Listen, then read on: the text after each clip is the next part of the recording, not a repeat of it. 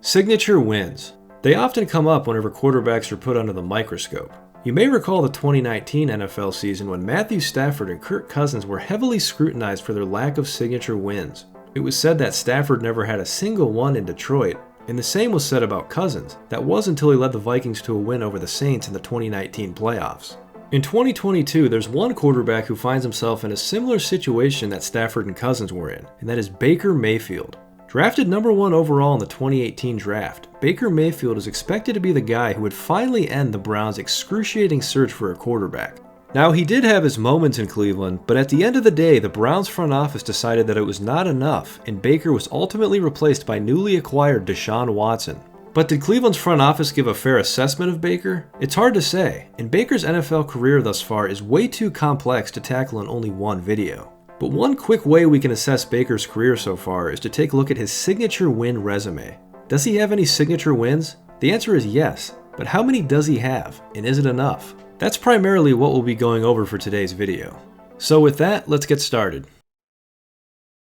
Baker Mayfield's first signature win came on October 7, 2018 when the Browns defeated the Ravens 12-9 in overtime. Why is this a signature win? Well, it's pretty simple. It was Baker's first win as a starter, it was against a division rival, and it was a rival that tormented the Browns for the past decade at that point. This win was only the third time that Cleveland beat Baltimore since 2008. And Baker wasn't just along for the ride either. He contributed heavily, throwing for 342 yards and a touchdown. At the very end of overtime, Baker drove the Browns 76 yards to set up a game-winning field goal. Another thing to keep in mind about this win is that the Ravens went on to make the playoffs this season, so it's not like the Browns beat a bad team on this day. And if you still don't think this was a signature win, don't take my word for it, take Jim Donovan's. It is all over, and if you're looking for signature wins, you might have just seen it. Unbelievable. Can I jump in your float, Joe? Baker's next signature win came the following season on September 29, 2019. Cleveland went into Baltimore and shredded the Ravens 40-25. The Browns were actually up 40-18 until the Ravens scored a meaningless touchdown with 40 seconds left. Just like the last signature win, Baker wasn't just along for the ride here. He threw for 342 yards and a touchdown, eerily just like the last game. Now, the reason I consider this a signature win is because it was a blowout win on the road over a division rival that finished 14-2 and would go on to have the league MVP in Lamar Jackson. So to me, this was a clear-cut signature win. Baker's next signature win came 6 weeks later when Cleveland defeated Buffalo at home 19-16. Baker had a solid day, throwing for 238 yards, 2 touchdowns, and no picks. He led the Browns on a game-winning 82-yard drive in the final minutes of the game. That game-winning drive included a huge throw to Jarvis Landry while Baker was under duress. Hunt goes in motion. Mayfield throws. He's got Landry down there, and it's caught! Oh, what a catch! Landry inside the 10! The reason I consider this a signature win is because Buffalo was 6-2 coming into this game, and they would go on to make the playoffs this season. And for Cleveland, their season was on life support sitting at 2-6. They absolutely needed to win this game to have any chance of making a second half playoff run. And they did it. They came up with a clutch win. So I'm definitely chalking this up as a signature win.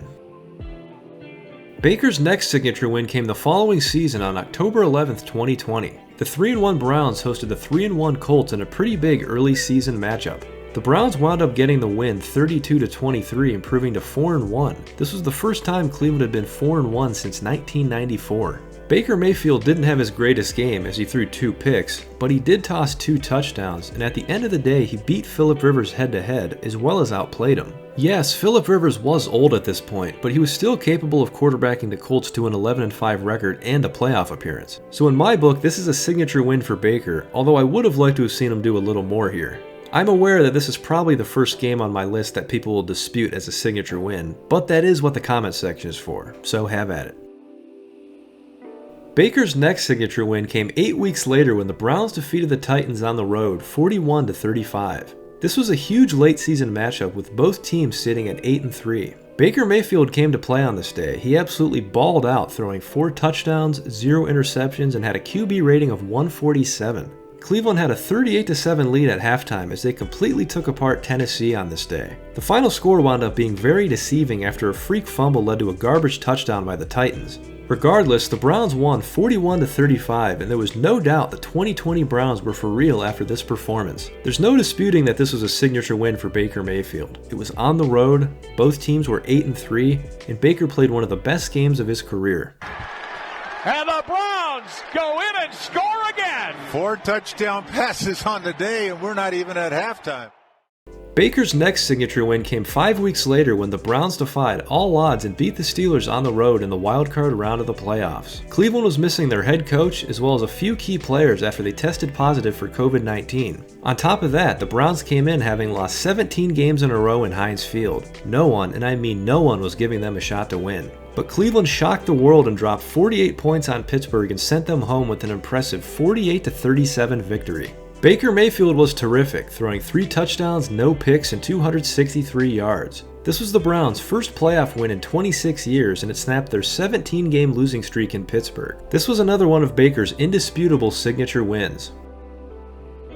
And Baker's last signature win, at least from my calculation, was the following season when the Browns humiliated the Bengals down in Cincinnati 41-16. Given everything that transpired with OBJ leading up to this game, it was very impressive that the Browns were able to go on the road against a division rival and completely humiliate them. Cleveland played their best game of the year and looked like a real team as they knocked off the up-and-coming Bengals, who were 5-3 coming in. Baker played a good game too, tossing 2 touchdowns and no picks. He was celebrated by Browns fans as he walked off the field after the game.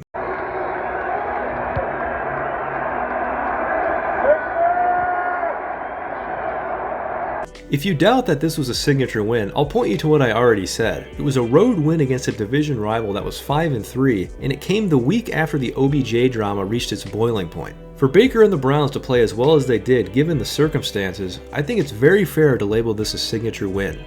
And those are all of Baker Mayfield's signature wins in the NFL, according to my analysis. When I was making this list, there were several games that were borderline signature wins, but for the sake of time, I'm not going to go into detail about them. However, on my Patreon page, I'm going to post an exclusive video where I list off all the borderline signature wins, and then go into detail about why I chose to leave them off. So if you're interested in that, go check out my Patreon page, the link will be in the description.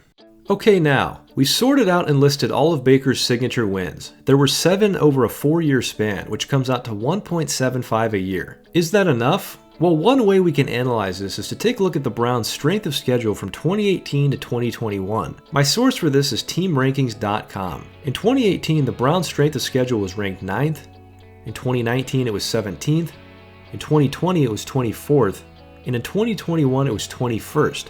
So you look at these numbers, and other than 2018, the Browns had fairly easy schedules for the most part. That would imply that there weren't a whole lot of opportunities for signature wins. So having roughly 2 a year isn't that bad in my opinion. Now some people might point to Baker's 3-5 record versus the Ravens and 3-5 record versus the Steelers, and those can be looked at as indicators that he couldn't win big games consistently. But he did have signature wins over both of those teams, including 2 against the Ravens. And his record against his other division rival, the Bengals, was 6-1. He had the Bengals number the entire time he was in Cleveland. So you can make a case that the 6-1 record kind of makes up for the subpar records against Pittsburgh and Baltimore.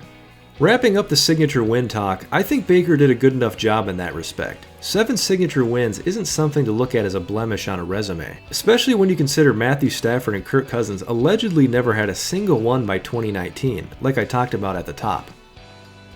So that does it for the main part of this video. Before I end this, I'd like to make a few more points about the whole Baker Mayfield debate in general. As we all know, the Browns made a blockbuster trade for Deshaun Watson on March 18th, and that obviously means Baker Mayfield has taken his last snap with the Cleveland Browns. I gotta admit, at first I was pretty bummed about this. I really wanted Baker to be the guy. I think back to the second half of 2018 when the Browns were becoming the darlings of the league, and Baker made this Instagram post.